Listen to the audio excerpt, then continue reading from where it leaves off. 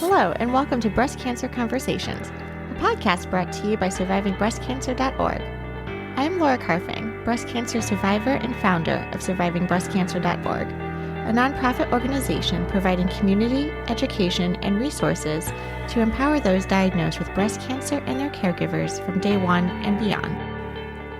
Before we get started, please help us grow our social media presence so we can help even more people diagnosed with breast cancer. Hop on over to our Facebook page, Instagram page, and YouTube channel where you can like, follow, and subscribe. And it only takes about 5 seconds and would mean the absolute world to me. So thank you so much. And I will link to everything in the show notes below to make it super easy for you. Thanks again. Really appreciate it. Hello, my friends. Happy Monday. I am so excited, as I am every single week when we come out with a new podcast episode. In today's episode, we have 5 panelists on the call today. I am so excited to be speaking with Jomi, Heidi, Ria, Jill, and Cecilia. The reason why we have 5 panelists today is because we really wanted to paint the picture of how diverse breast cancer is, and not just provide one perspective, but a multitude of perspectives on moving from survivorship to thrivership. In this episode, we talk about so many topics ranging from the role exercise has played.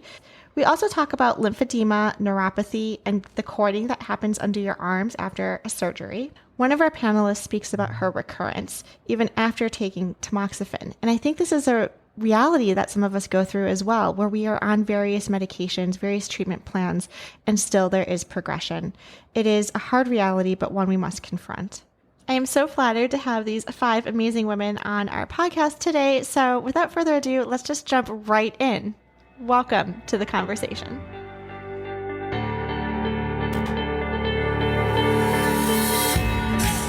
On the panel today, we have women who are married with children, we have women who are married without children, and we also have women who are not married without any children. So again, when I was going through breast cancer, I was trying to find somebody to relate to, who looked like me, who sounded like me, who was going through something I was going through. How could we relate? And so what's so beautiful about today's conversation is that through any of our stories, well, we know that her story is not our story. We can definitely empathize and feel like we've been there together. So I would like to welcome to the panel Ria, Jill, Jomi, Heidi, and Cecilia. Thank you so much for taking the time to be on our live stream today and share a little bit about your breast cancer diagnosis. Thank you for having us. Ria, I would love to start off with you. If you want to give a little bit of an introduction to how we got to where we are today with this amazing panel. Well, as far as the girls that I recommended for the panel, I wanted to kind of give you the audience a glimpse of what glowing up after cancer is. With glowing up after cancer, it's not just breast cancer. It's all cancers. Mm-hmm. And I believe that all cancers are important. Sharing awareness, telling stories. I feel that you can even touch one person with your story. Yeah. Exactly. So as far as like with the girls, like on this panel, I just feel like they have something to share. Exercise plays such a huge role in all of your lives. How has that impacted you? Kind of maybe give us a little background on the role exercise played before your diagnosis and then where you are today and how it continues to be a part of your Thrivership. Yeah, absolutely. So I was very unhealthy before cancer. Didn't really, I tried to run and I got a gym membership for a while, but it never really stuck. And then my diagnosis came, and then just reading research, how they say healthy lifestyle, daily exercise can all kind of help with preventing recurrence. And so I joined the gym again and met a couple of girls that were runners and started running with them. And yeah, I've done some crazy running things that I never thought I would do. Marathons and I did a triathlon for the first time ever. So yeah, and I think just exercise, I can just like focus during that time on me, any stress, anything that I'm going through, I can just kind of put to the side and just focus on that exercise. And so it's been really helpful, just not only living a healthy lifestyle, but helping with anxiety and things like that. It's just, yeah, if I don't exercise every day, I'm kind of a beast. Yeah, the anxiety is real. Do other of you suffer from anxiety as well? I'm seeing some heads nod. Yeah, I think we all do. It's, very common after a breast cancer diagnosis to be more anxious. It's correlated also with higher levels of depression and just the aftermath of everything and the trauma that we've been through. I think exercise is an excellent way to combat some of those side effects. And whether it's like getting the punching bag out or running or sprinting or lifting weights, I think it's an amazing opportunity to let off steam. And it has shown that exercise can also prevent recurrence in some situations, as well as if you are metastatic, it could also help with decreasing progression as well. So there's a lot of benefits. That kind of leads me to some other questions. Does anyone else have any other workout tips of what has helped them through cancer? I know shortly after I was diagnosed, it was really hard for me in terms of mobility to be able to do a push-up again, to use my upper body. Have any of you experienced, what was that trial like from surgery to getting back to where exercise was part of your day-to-day? For myself, the only exercise that I do right now is hiking. I had really bad lymphedema and neuropathy after my surgery. So to be able to hold anything in my hand or any weights or anything, it was just too hard for me. Finding or doing hiking was very therapeutic for anxiety and just to get that exercise in. It's definitely one of my favorite things to do. It's, outside. Yeah. How did you find out you had lymphedema? The lymph node removal from the lymphedema. We put a sleeve on and I had to wear that, but then it wasn't helping. And on top of that, I also had neuropathy in my hands and my feet. So they started me on gabapentin for the neuropathy. It really didn't do much. Then I started physical therapy. I did physical therapy twice a week just so that I was able to, hold a coffee cup without spilling it everywhere and, being able to brush my teeth without having issues of holding the toothbrush because I couldn't feel it in my hands. Today's one of the days where it's hurting, but it's gotten better. It's definitely gotten better. Lymph nodes removed as well under my armpits and on the upper part of my chest. And I developed axillary rep syndrome, which I never knew what that was until I was experienced that I could hardly lift my arms. And then I noticed hoarding inside my armpit and in my arm, all developing, which it was not allowing me to have that strength.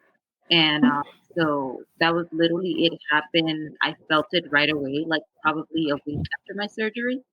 And as I wasn't unable to do the exercises that they wanted me to do, I spoke with my general surgeon and I started to see a physical therapist twice a week and then once a week. And that definitely helped me because I'm staying busy. I like to stay busy and I like working out. And I just knew that I could not just stay stuck like that. So I eventually started to strengthen that upper part of my body. And eventually I was able to do pull-ups that I didn't even think I would be able to do. Strengthen that. And I have gone to the physical therapist and they're in shock because they're like, wow, when you came here, you could hardly move your arm. And now you have nothing, it looks like nothing ever happened to you. So I just believe that working out definitely helps that. So after I started working out, I hired a personal trainer and he did a lot of research ahead of time about what women, limitations and things after a mastectomy. And so he was really helpful in, kind of helping me start slow because just kind of gone all in. And he kind of slowed me down a little bit and made sure I was doing things correctly and safely. So that really helped. Slowing ourselves down and remembering that it's a process that for us to regain strength from what we had prior to surgery, it's hard because you just want to jump right back in and go, okay, I want to get back to where I was, but we have to listen to our bodies and know okay, you have to take it slow because we're not where we used to be. I sort of shut down afterwards. And unfortunately, because of that, I had a lot more pain and I had to go through a lot more. But it wasn't until I could actually get to a place where I could tell myself mentally that this is okay. This is what I need to do. And I sort of aligned. I had like this agreement with my body at one point where I'm like, okay, this is where you're at. You need to go ahead and move on. But it took me a lot longer than I anticipated. And then once I find a little bit more empowerment, I guess, mentally, I was able to ask the right questions and then get to a place of doing physical therapy and wanting to do physical therapy. I don't know why it took me so long to get to that place to develop these habits and kind of empower myself physically, but it was a mental challenge for me more than anything. And I would say it took a good 3 to 4 months that I even wanted to just recognize that I had gone through surgery, that I recognized that I had to have, my breast partially removed. I mean, it just took a lot. And the last thing I wanted to do was to work out or to stretch. And then even I guess a year afterwards, I still battled it. But I knew that if I began creating habits to make this sort of partnership between my body and my mind, I would finally get to a place of healing. But it took so much longer. As I look back, I'm like, wow, everyone goes through this so differently. And I was it was so interesting that I fought it so hard. Working out is my therapy. So that was just really did help, like with my mental and also my physical. Keeping busy as far as taking my kids to school, taking my son to speech therapy, that has also basically just kind of kept me busy. So just life in general just kept me busy. And I was kind of just always go, go, go. Yeah. And then as far as like with the whole COVID and how like the gyms at my locations closed again. So I had to find other ways to do it. So I do in-home exercise. But what the big thing too, besides exercise, is my faith in God. So when I was diagnosed with breast cancer, my sister-in-law, Melissa, she said to me, God can move mountains. And, during that time, I'm just like, okay, but I have so many stuff already on my plate, a son with autism. My father just recently passed away, breast cancer, it's just so many things. And then, but as I went through my journey, I learned to trust in him. Like if I feel like my anxiety is killing me for whatever reason, as far as just like, oh my God, what is this pain that I'm feeling? Oh my God, like next week will be the day that I was diagnosed 2 years ago. I go to God, either whether it's to church or I pray at home and I ask him for guidance and strength, and to be honest, for me, I feel at peace after. I've always been a somewhat spiritual person, and I have, my belief systems that I've maintained throughout my life, but nothing has ever brought me down to my knees than this experience. I thought that I wasn't going to be there for my children, and that was one of the most challenging things I've ever had to mentally and physically go through in my life. And honestly, the thing that brought me closer to my relationship with my children and my husband and just myself was focusing on that higher power and understanding that, I am not in control, and I never was in control. And that helped me so much as I moved forward in my healing. And my faith has been everything for me, because I've been able to find out what my purpose is during this time as well. And it helped me find a balance between my fear and my purpose. And that has been a balance that I've been trying to just continue to model for my children and to practice on a daily basis. I never questioned why me. I was just, okay, this is what it is. Whatever my purpose is, it's going to come from this. And, to have to go through it twice in a year was difficult, but not one time did I ever question my purpose. God around me, just the village that he built for me, everything. Faith has definitely been the strongest part of this whole journey. And it was even before I got diagnosed, my relationship with God was at its all-time high. And I believe that that's the only reason why I was able to handle going through this the way that I did and the way that I am. And at the end of the day, I will always give all glory to God, because it's my strength. It's what gets me to go for my 2 to 3 mile hike, every day. It's, what's built and fixed many relationships, watching me go through what I've gone through. And at the end of the day, honestly, it's just all glory to God. Yes, it's beautiful to realize that there is, whether it's God or a larger source, larger than ourselves, that has a plan. And, I think for me, I was utilizing a lot of techniques around meditation and visualization, which I think can also be related to faith in regards of, okay, I can visualize the cancer. I can visualize the cancer tumor getting smaller because of the chemotherapy that I'm on. I can visualize it leaving my body after the surgery. And I think a lot of that, just putting it out there in the universe, knowing that there's a mindset around positivity and trust and faith that really plays a role in our healing. And I hear a lot, and it's so inspiring to hear these stories of when there is that level of acknowledgement that there's someone bigger than us who is out there with a plan, that we're just here to execute that plan, whether it is starting a nonprofit, starting a community on social media, writing a book, going out and speaking. We really are given this opportunity to be a voice and raise awareness like we are all doing right now tonight on this call, which I love. So thank you for sharing. Cecilia, I'd love to have you follow up on that so our viewers and listeners know. You mentioned that you had breast cancer twice. Can you tell us a little bit more about your diagnosis and how you discovered the recurrence? About 4 months after my first diagnosis, after having surgery, going through chemo and radiation, I seen my oncologist, and I had asked him if he would send me for a mammogram, my mammogram, CT scan, and my MRI. And he said it wasn't necessary. It was too soon, that I would be on every 6 months. But I asked him, I said, I really want to get it done. Thankfully, he listens to me, because he said, if my patients ask for it, I do it because I need them to have clarity and I don't want them to continue thinking about things. So he sent me, and sure enough, I found out that I had cancer on my left breast.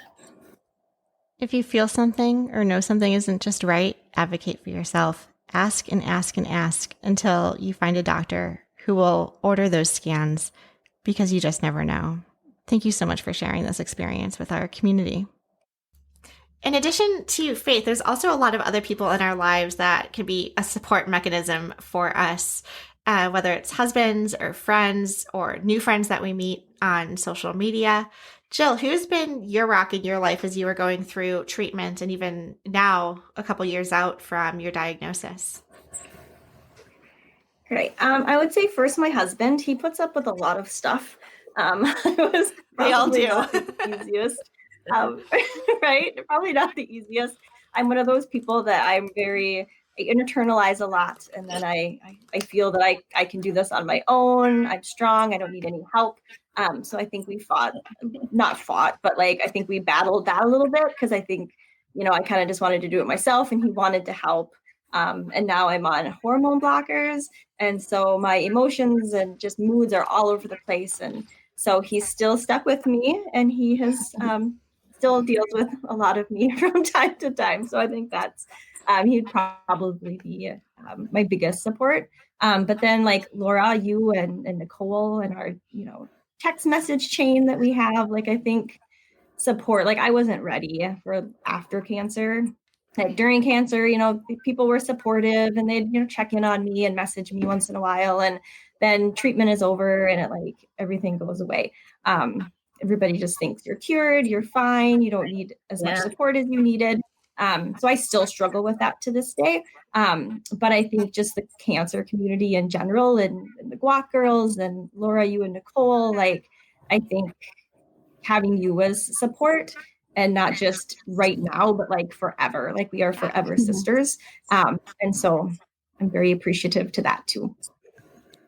Switching gears, I would love to ask you, there's a couple of you on today's podcast who have actually refused either tamoxifen, aromatase inhibitors, or even receiving radiation.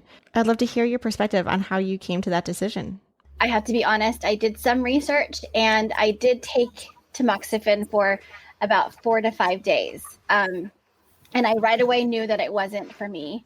And I have to say that not only did I suffered consequences, like the side effects more, I think, than normal. My oncologist would have to agree with me on that. Just mentally, I was not in a good place, and it was not a good fit. And, she recommended different hormone blockers, but intuitively, I just couldn't shake it off. And I know it's not the scientific thing to say, and I know that it's not, always approved by your oncologist or your medical professional, but I have to say that gave me more peace than taking it. And everyone has their, specific journey and the reasonings behind it. But I spoke with my support group, I spoke with my family, and I had to make this decision for myself.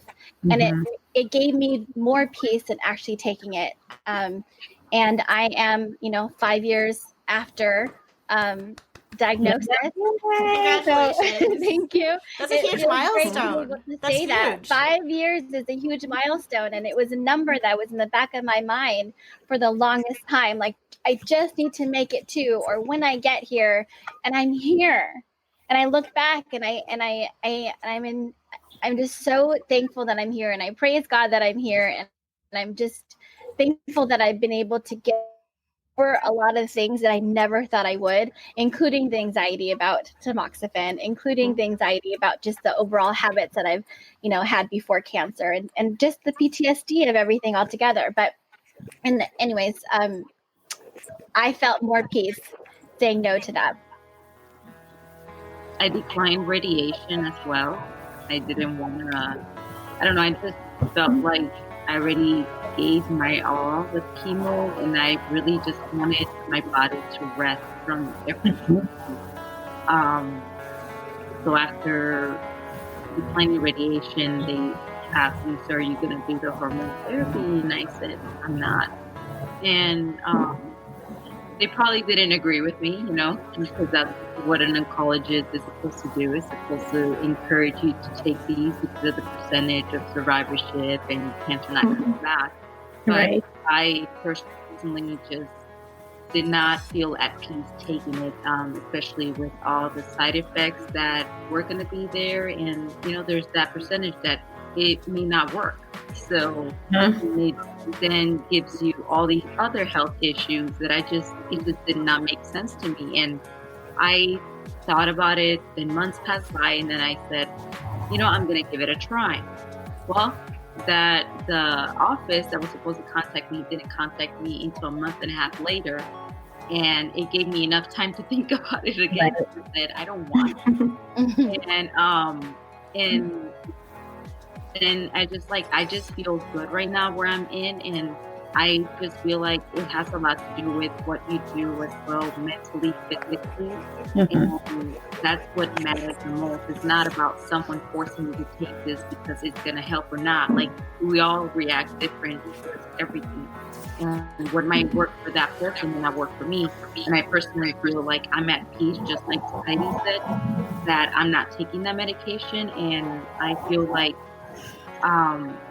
it sounds bad, but you hear this a lot of the time where you say, I prefer quality over quantity. Got diagnosed in October. So to go through all of the side effects after chemo and radiation, tamoxifen, and then to get diagnosed again, and then for them to take, I'm off of it now because I'm doing radiation and that's just too much side effects together. But now he wants to change my treatment to Lupron after, which is going to increase the menopause. It's going to increase the bone aches. It's going to increase everything else that I've already been dealing with for the last few months. And I told my oncologist, I mean, really, what's the point of me taking it? And he said to me, like, what do you mean that you should take? I took it for 3 months and I got diagnosed again. Explain to me why I need to suffer every single day on this medication if I was on it and I still got diagnosed. So he told me to think about it for the next few weeks, because after I'm done with the radiation, he wants to change that. And it is a decision that I have to think about, you know, do I want to suffer more after all of this? Yeah, there's perspective for sure. And, you know, I think there's so many ways to get support. And, you know, I look back at what Heidi was saying, like if in the morning you wake up and you're happy with your decision down in your heart and your gut. And I think as women, our superpower is our intuition, that we know and we can feel in our gut that we're making the right decision. Cecilia, I empathize with everything that you're saying, because we are trying to do everything right. And we're following the book. We're following that roadmap. We're taking all of this toxic treatment so that we don't have a recurrence. And then to still have a recurrence is like maddening. And so I share all the time with people in our community. I was a strict vegan before I got diagnosed with breast cancer. And similarly, it was like, I haven't had meat since I was 16 years old. I went from vegetarian to vegan, no processed foods, worked out. And how did I still get cancer without a genetic or family history? And so I was pissed, right? Like you could only imagine. My boyfriend was like, we're going out for steak. Like what? Like this can't be possible, you know? And I think, you know, maybe even a topic for a follow-up blog or podcast is like talking about that mental shift of, you know, maybe it is praying more or meditating on it, or just figuring out, you know, we are trying to do everything right, but what happened? Why is our body responding this way? So I would love to dig deeper into that, maybe as like a follow-up topic, because I don't think we're the only ones out there who feel like we're doing everything right. And then something still we get hit by a truck all over again. What does it mean to thrive after cancer? You don't have, the cancer doesn't define you. That even though it's in the back of our heads, it can be constant whenever, but you don't let cancer basically run your life. Not just existing after the fact, but really living this life. And now I get to choose very strongly, like who I get to do this with. I get to choose the kind of, you know, positivity and the mindset, and I get to glean from others as they go along their journey. And it's so much more fun together than alone. Like I am so much better with these, you know, amazing sisters than I would be by myself. And so to me, that is the definition of how we really thrive. We don't thrive on our own. We thrive together. Thank you all so much for being panelists on Breast Cancer Conversations today. This conversation was so rich and we covered so many topics, the trials and tribulations, the fears, the love, the inspiration. I will link to all of your Instagram handles in the show notes below so our listeners can find you. And until next time, keep on thriving. Thank you for tuning in and listening to our podcast. If you would like to find out more about our organization and upcoming events and ways to connect, you can find out more by visiting our website at survivingbreastcancer.org. I would like to acknowledge that all of the information on our podcast is from personal experiences, and it is not a substitute for professional medical advice. You should always consult your medical care team. If you're looking for specific topics or would like to be a guest on our show, feel free to contact me directly at laura@survivingbreastcancer.org. And of course, we have a couple social media handles you can follow us at as well. For example, survivingbreastcancer.org, all one word, as well as our podcast specifically, Breast Cancer Conversations. Until next time, keep on thriving.